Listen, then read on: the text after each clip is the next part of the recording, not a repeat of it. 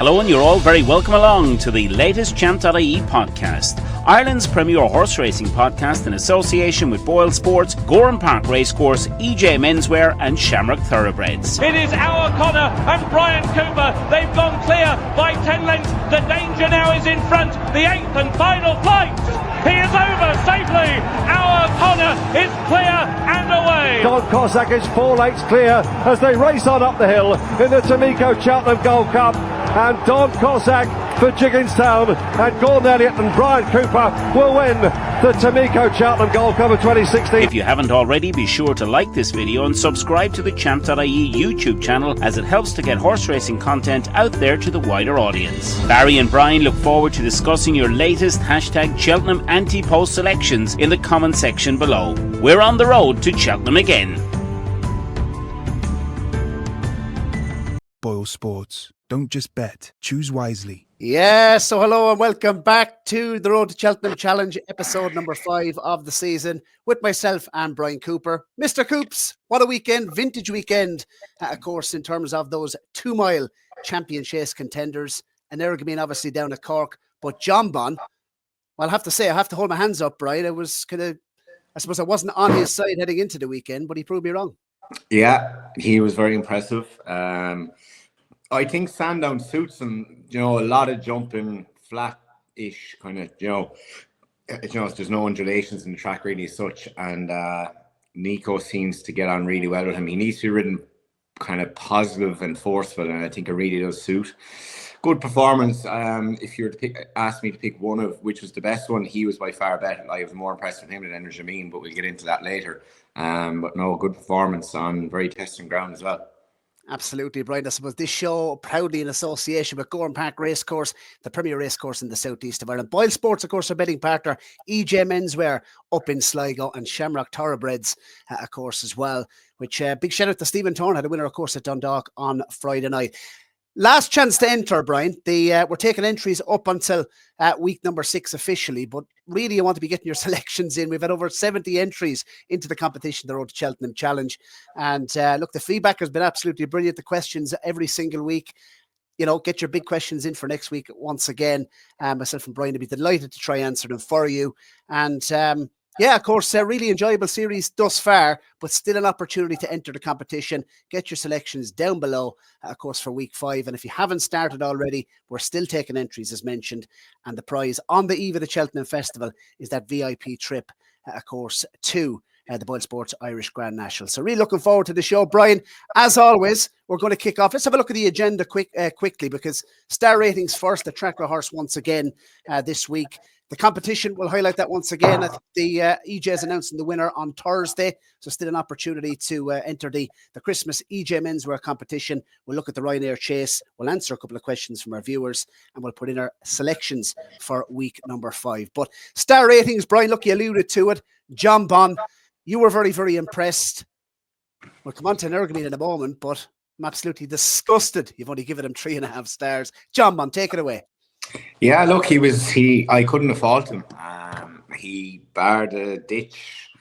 The second fence, he guessed that a little bit, but I'm very forgiving for that. It's a very daunting fence for a second fence in a race. It's a big open ditch. The toe board is extremely big and broad, and it looks very similar to the chair, but not as big. So that's, if I can kind of explain things to that. It's just quite a daunting fence. It's out in the middle of the track, and you do see a lot of horses make mistakes at it. But no, he was very good.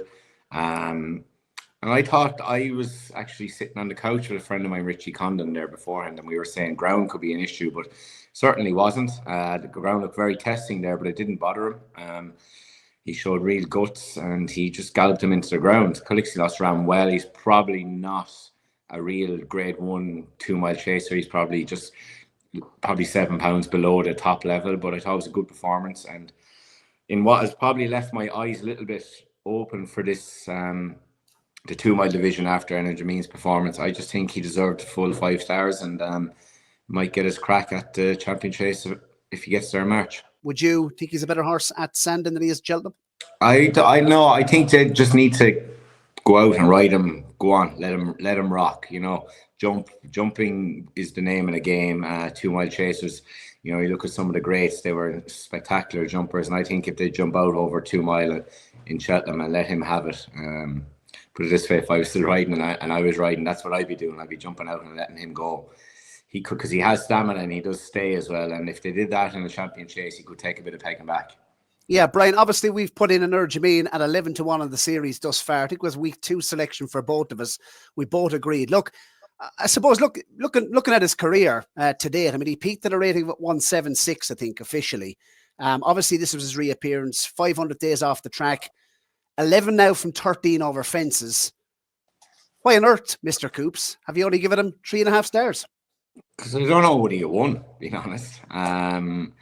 There wasn't a lot of talk about it after, but I thought Richie Deegan was saving to have one rattle from the back to the last. He hadn't really gone for his whip on Banbridge. He was kind of just, he was riding to get over to the last and have a rattle. And I just don't know what Paul kind of in between the second, down to the second last, I felt he had loads left. And I'd say he got a shock that Richie was as close to him. And about 7 strides out, he just could see Paul's body language. He really started to put the pressure on, and he didn't pick up the way I'd say he expected.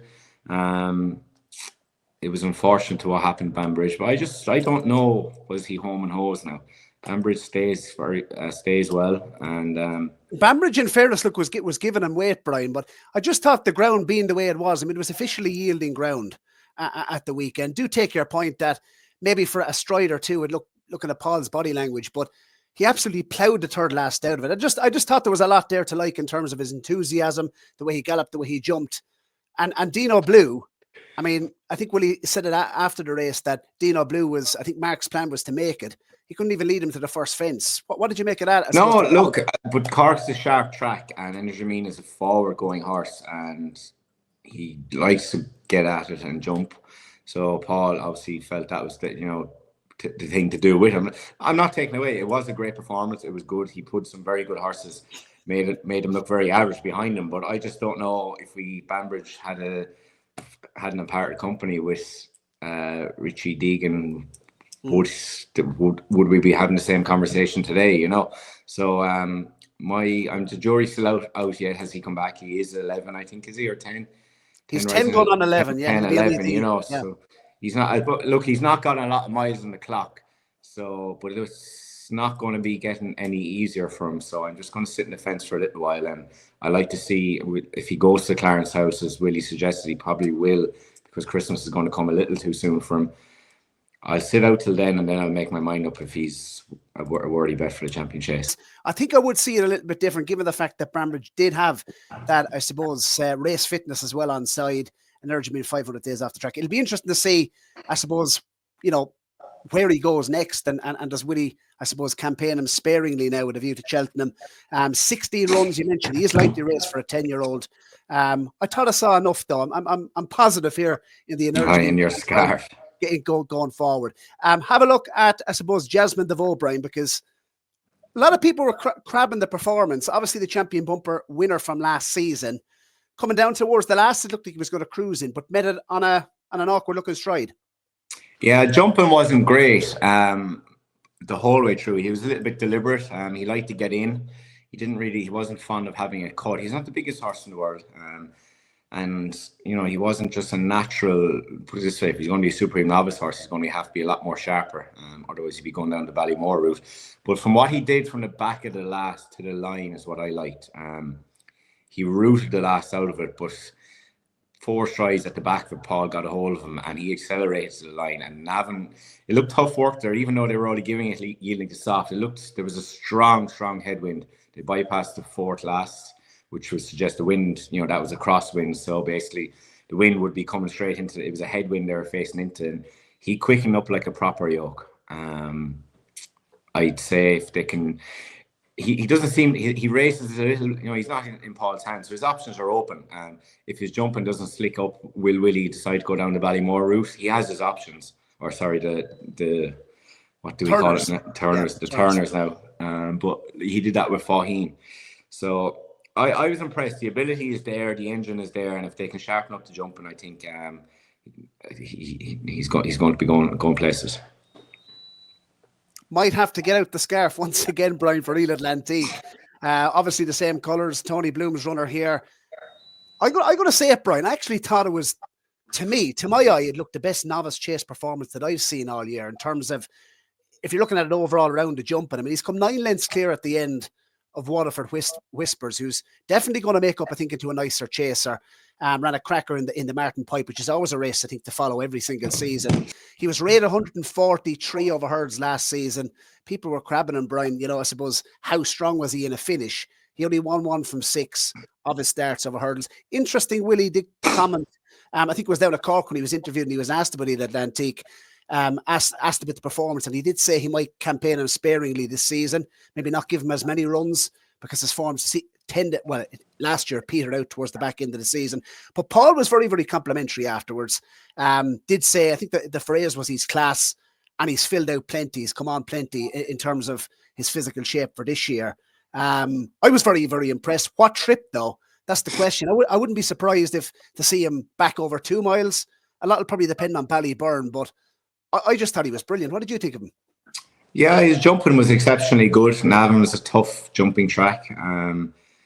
Paul booked him out. No, his jumping was very good, but he done the same thing in Gowran last year and he won his maiden hurdle. He won it by 17 or 18 lengths on the bridle. So, look, it was a very good jump performance. He has the physique of a chaser. He was very good at the last when he got in under it. But again, you know, I questioned his finishing. Anytime he got into a battle last year, even in the Lawlers that time last year, when he got things easy, he didn't find a whole lot. So I'd like to see him in a good race before I can go say, yeah, right, that's a genuine Arkle contender. I love the way he jumped though, and you know, 5 stars for that. But Paul is great at making horses look very good sometimes, and it was interesting, Brian. The tongue strap was on for the first time. Did he have a little procedure during the winter or during the summer? You know, you wouldn't know, but it's just he did the same thing in Gowran last year when he won his maiden hurdle, and he got bottomed out then in the Lawlers, and then he ran okay in Cheltenham. He travelled well enough for a long way, but he's just a very strong traveller. And fences, look, maybe fences will bring out the best in him, but I'd like to see him get into a battle in a good race before I go say, right, yes, let's go back in for Cheltenham. I did mention his jump performance, and I thought if you're talking strictly jumping, I thought it was the best performance I'd seen from the novice this season. The ground, I'd say the Racing IQ lads now will have a field day when it comes out later on in the week. Just he seemed to be gaining. The thing that impressed me the most, Brian, and I know he wasn't in the battle at the finish, but the thing that impressed me the most with Antique at Navan was to come up that Navan Hill like he did. You know, he hit the line quite hard, and I just wonder, is there going to be a lot more to come? Is he one that could improve considerably for a fence? I'd say ground can be important to him as well. Paul obviously thinks a lot of him, but yeah, I'm going to give him 5 stars. Only by night, Brian. I know you were impressed speaking to you. Look, 4-star rating for me. I just wonder if Dino Blue or Impervious at her best was in that race, what they would have done to Nara back in second. Yeah, but this filly didn't come off the bridle. You know, it was very impressive. Paul or Sean Flanagan didn't take her out of third gear. Just the way I wasn't even watching her throughout the race. I was watching Nara, and you know, her jump, she didn't jump great. She didn't seem to have a cut at her fences. She put down once or twice under Mark Walsh.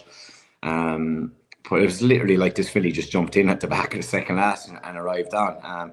Very impressive performance. She has done this before as well. She's been very impressive this time of the year and has bottomed out, but she just looks like a mare that has come to her own over fences. Doesn't have a lot of scope. Like, I saw a photo of her jumping I think it was the last line. She rubs the burst. She doesn't get very high, but she gets lengths. And you know, Gavin says she's probably going to go to Thurles next in January for the mares. You know, she's going to pay her way this year. Yeah. But I guess what she'll do taking on Open Company is yet to be questioned. But again, like, it was a hell of a performance. Like, she won on the bridle, and visually it was brilliant, Brian. Last year we put her up on this show at 50-1 for the Mayor's Novice Hurdle, and I was disgusted. I have to say how the second half of the season, I don't know, was there a reason for that? She seems to be a much better chaser. And one thing I would say, Brian, the further she was going, the better she looked. Would you agree? Yeah, and that'll suit in Cheltenham as well. You know, Mare chases 2-4 on the new course. It takes plenty getting. So no, it was a very good performance, and I wonder, will Gavin maybe run her in January and then leave her alone till Cheltenham and go there fresh. It'll be just interesting to see how he campaigns her this year compared to last year. Look, finally, going to give a quick mention to Loda Sud. Very impressive. I think, Brian, you give him 5 stars at Cheltenham. This is a very good horse, and I do think he's an Arkle contender. But what I would say is I don't think this was a brilliant performance by any matter of means. He's a tough horse. He showed a good attitude after completely putting down at the second last. He bunny hopped the last. I think he can jump a lot better than what he did. The Skeletons afterwards did say that he travelled sweeter, should I say, on nicer ground at Cheltenham. He obviously copes with heavy ground. He's won on all types of ground. He's won right-handed. He's going left-handed. I do think he's versatile. I'd say he'll be a contender in an Arkle, but 3 stars for me. Brian, quickly, what did you make of him? I think take out the second last and the last. It was a very good performance. That ground was bottomless in Sandown, and a lot of horses struggled to jump out of it.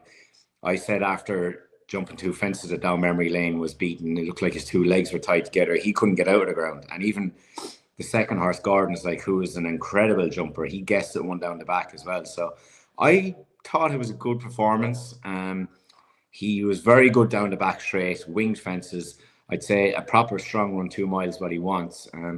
But I suppose it's just unfortunate you have the likes of Ballyburn and of maybe Atlantique, but if they weren't around, I think he would be a genuine strong Arkle contender. He's probably the best over that side of the water, but has he got is he good enough to take on Ballyburn? I just question that at the minute. But I thought it was a good performance. It was very tough to jump out of, and he didn't walk through the line at all. He galloped the whole way to the line. He's a very good horse, and he deserves his crack at the top level. How are things? EJ here. We got an unbelievable competition tonight, okay? EJ Menswear, EJMenswear.com. We're teaming up with Champ.ie, Ireland's premier racing podcast. Any racing fans that likes to have a little bet every now and again or follow the horses, Champ.ie are helping us to launch our fantastic tailor bundle that's back on track again. Everything for $2.99. Blazer, shirt, chinos, shoes, socks, the whole lot. In fact, we have the 2 boys here themselves, Barry and David. Look at these 2 boys from Champ.ie, looking good in their tailored bundle from EJ Menswear. They came all the way from Tipperary to get togged out for our tailor bundle. Good news travels fast, okay? So EJ Menswear, EJMenswear.com. Check it out. All about your tailor bundle. You got your blazer, you got your shirt, you got your chinos, you got your shoes. The boys are going happy, fully togged out, home happy. So our competition tonight, okay, we're going to give away 2 VIP tickets to a major horse racing event over Christmas, compliments of Champ.ie, and a tailor bundle for some lucky winner. I'm just going to ask you a simple question. Derek Fox has won the Grand National how many times? Once, twice, or 3 times? How many times has Derek Fox, a local legend of a jockey, won? And someone's going to win a fantastic tailor bundle of their choice. Check it out, all there, and more lines being added over the next few days. Your blazer, your shirt, your chinos, your shoes, and someone's going to win full outfit of their choice and a trip to one of the premier racing events over the Christmas.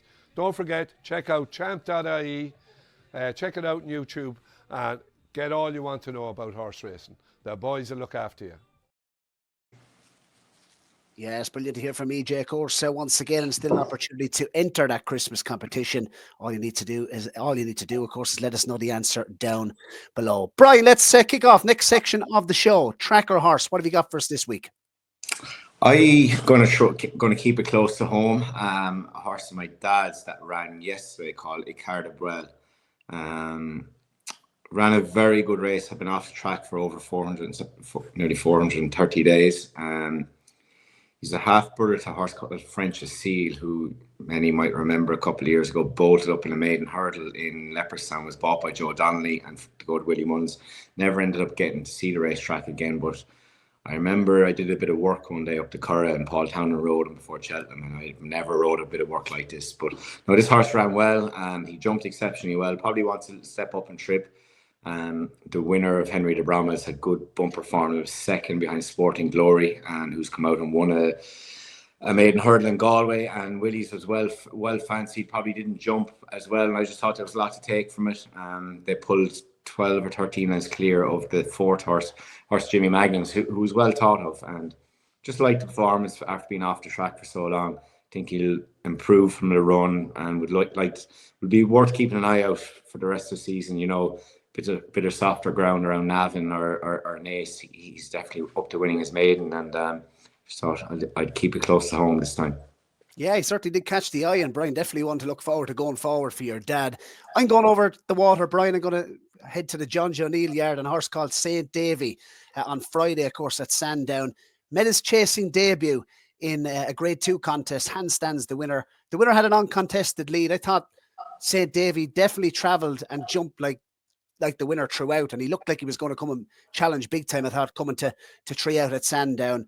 And look, it was his chasing debut in a Grade 2. He was a point-to-point winner at Quakerstown. I think he won a point-to-point by 8 lengths. He hacked up. And John Joe's always, been, I suppose, in his comments in the stable tours, etc., he's always been quite complimentary of St. Davy. So he was on the radar. He achieved the rating of 135 of the hurdles. But I just think he was the eye catcher to take out of the weekend. I just wonder if he can get enough runs into him. Could he shape up into a contender for something like an Ultima or maybe a plate as a novice? But, in handicap company, I just think he's certainly want to keep an eye on that St. Davy for the John Joe O'Neill and John Joe O'Neill Jr. team. Brian, let's have a look at the big race. Right, let's talk about the Ryanair Chase this week, because obviously the 2 mile division, it'll be interesting to see if any of the runners, even an Ergamine, shortened up for the Ryanair Chase. I don't see that happening personally. Gaelic Warrior, Willie said he's going to be seen out over Christmas. Will that be over 2 miles?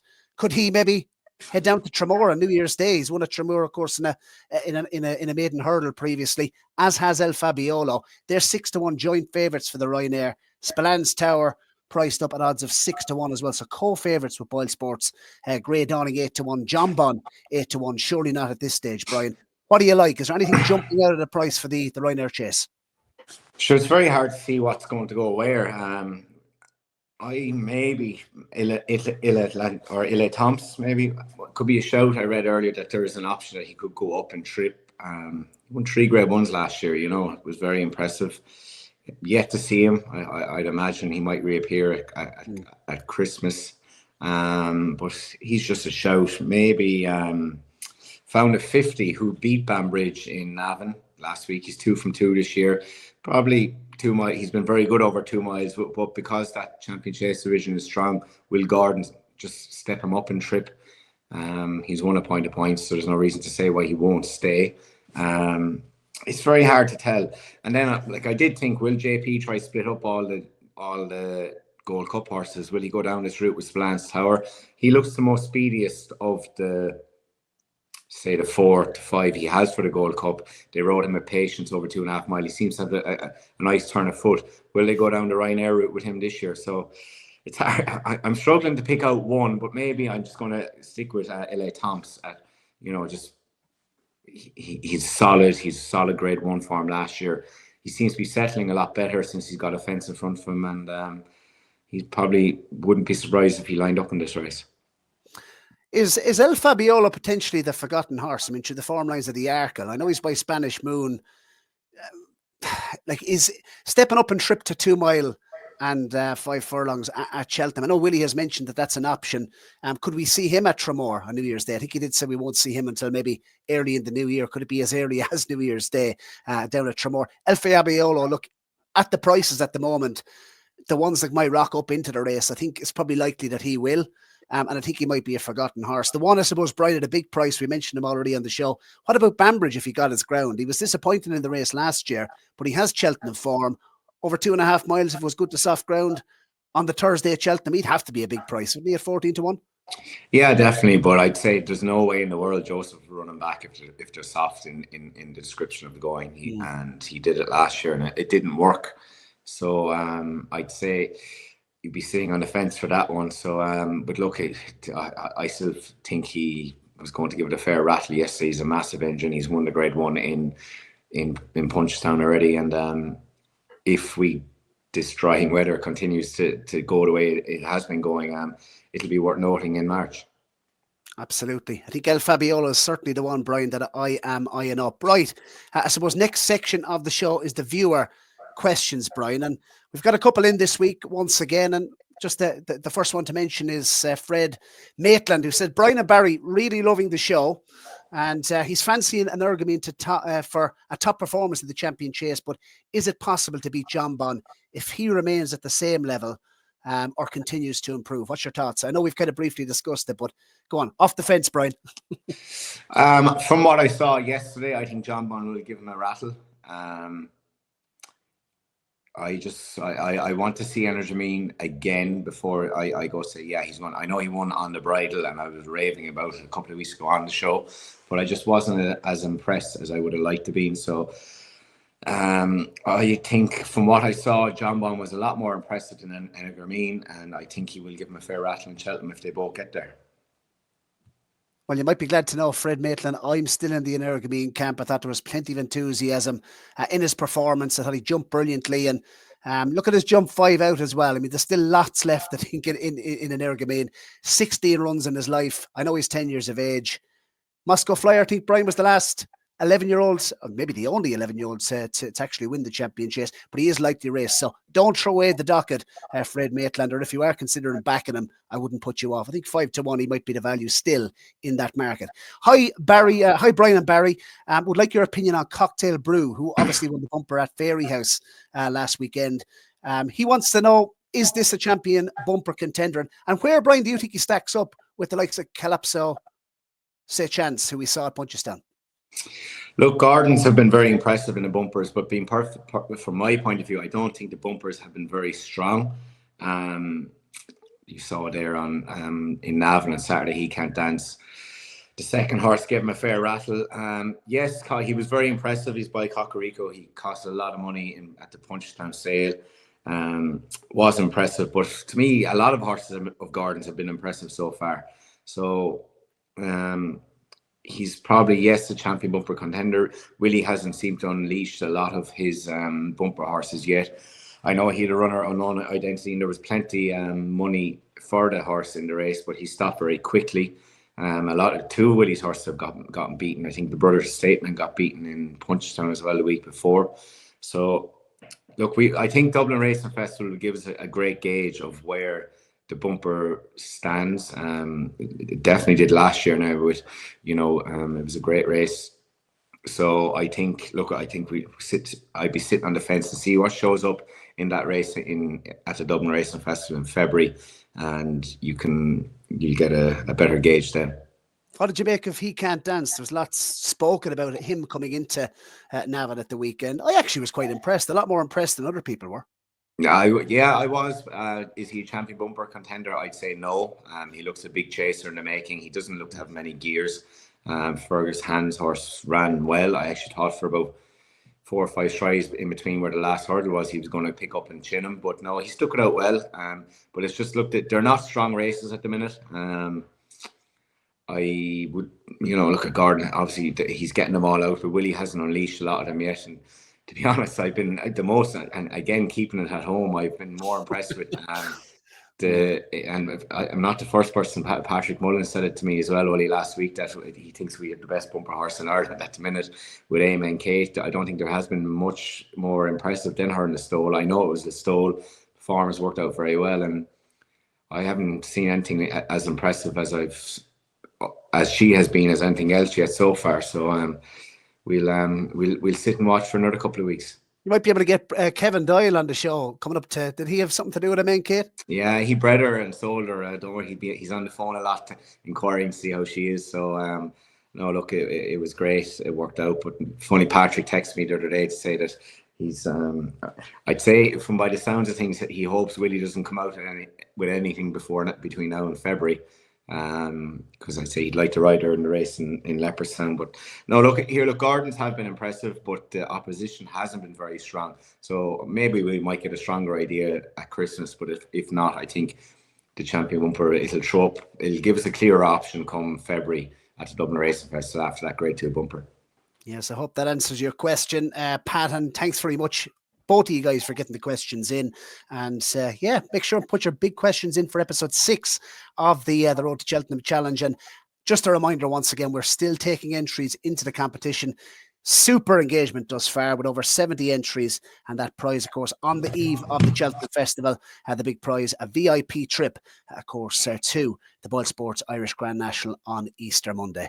Brian, we're going to take a last quick ad break, and when we come back, we're going to enter our Week 5 Ante-Post selections. Gowran Park Racecourse, the premier racetrack in the southeast of Ireland, is located on the outskirts of Kilkenny City.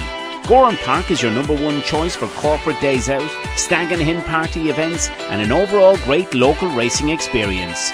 Known as the race that stops the county, the famous Goffs Thyestes Chase 2025 takes place on Thursday the 23rd of January.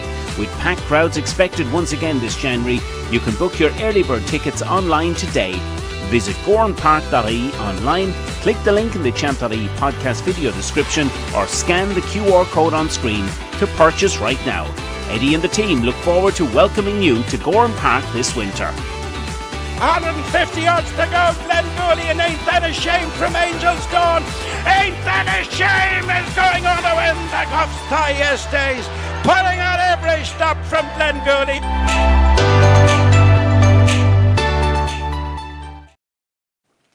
Yes, and of course, Gowran Park, 33% off your Thyestes, Goff Thyestes tickets right up until Christmas. So if you want to save money on, of course, it is the biggest standalone fixture, of course, in Irish racing, midweek standalone fixture, and Goffs Thyestes, and we really look forward to being down there in the southeast on Thursday, the 23rd of January. So yeah, 33% off. Head over to gowranpark.ie to avail of that offer right up until Christmas. Right, Brian, let's kick on. I suppose Week 5 selection for yourself. What have you gone with? Mine is Only by Night for the Mayor's Chase. Bit of a long shot, but I just thought she was very, very impressive. The further she went, the better she got. I know we've discussed her briefly earlier on, but there was a bit of a wow factor about it. She never came off the bridle. They went a nice gallop. The times were very good, and it was like she just landed in at the back of the third last on the bridle. And it's not many. You don't see horses win on the bridle like that around Cork, especially because there's 3 fences in the straight, and usually they're inclined to make a mistake or two. And I just thought, look, Gavin won the race last year, and I say he might campaign her a little bit different this year. If she rocks up to Thurles in January for the listed race, I'd say that could be her last start before March, and she might go there fresh.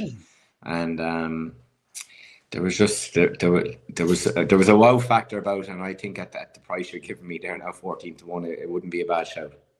Yeah, and of course you can head over to the Boylesports website and avail of the price boost as well. 14-1, out from 10-1, decent enhancement. And Brian, I hope you've a little bit more luck than I had with Only by Night for Cheltenham last year. As mentioned, 50-1. I thought it was on a cracking bet after Naas, and she jumped so well, of course, in that first start over hurdles last season. But I wish you luck, and hopefully she continue to progress. She really looks smart.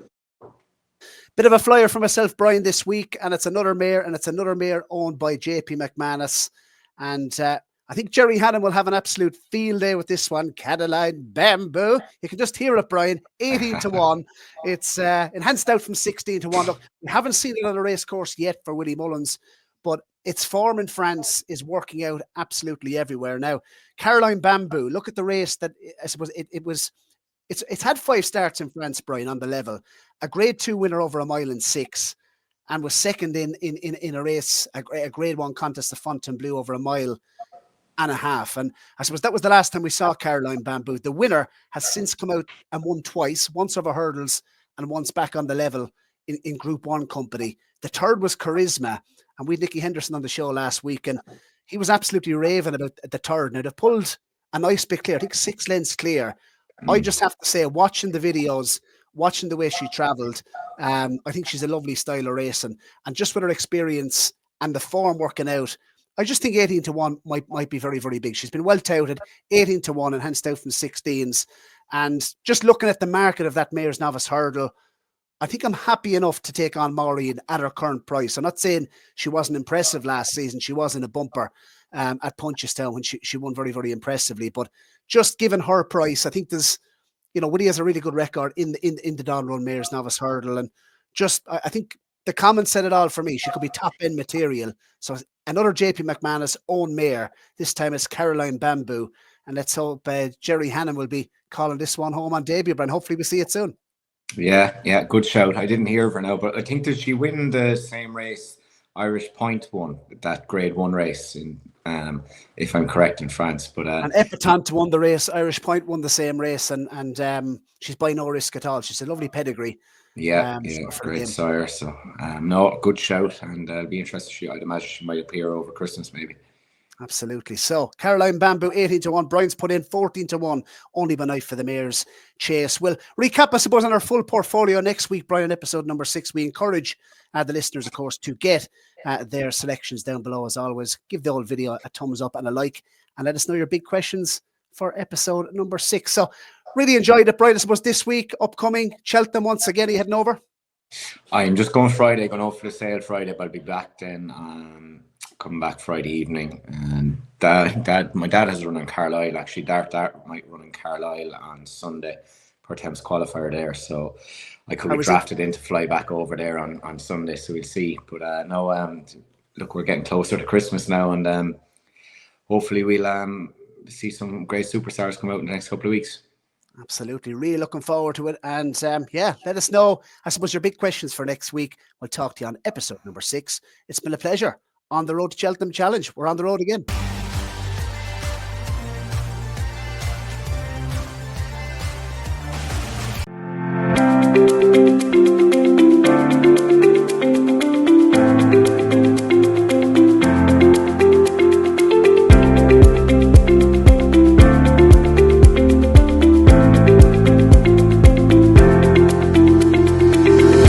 Tell us about Artful Approach.